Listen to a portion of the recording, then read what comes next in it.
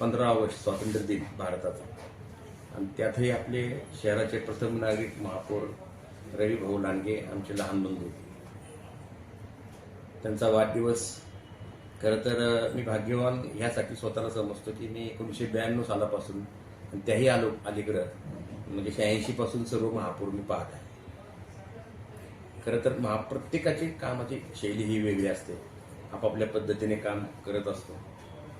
परंतु मी या दुसऱ्या पिढीतलं तिसऱ्या पिढीतलं एक आश्वासक चेहरा रवी भाऊ लांडगेंच्या रूपाने मी पाहत आहे. एक महापौराच्या ज्या संपूर्ण एक अपेक्षा असते माणसाला महापौराच्या संदर्भात, आणि एक परिपक्वता जी असते ती काय वयाने तिथे असं काही नसतं. परंतु मी रवी भाऊ लांडगेंकडे पाहिल्यानंतर त्यांचा असलेला आत्मविश्वास, त्यांची असलेली शहराप्रती आस्था, त्यांची सतत स्वप्न पाहणं आणि ती कार्यरत किंवा कार्यरत होण्यासाठीच्या दृष्टिकोनातून पावलं टाकणं, नुसतं स्वप्न पाहणं नाही.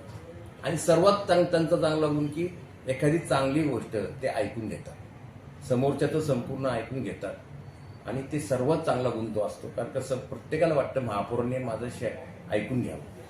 आता संवेदनाशील महापौर असं मी त्यांचा उल्लेख केला.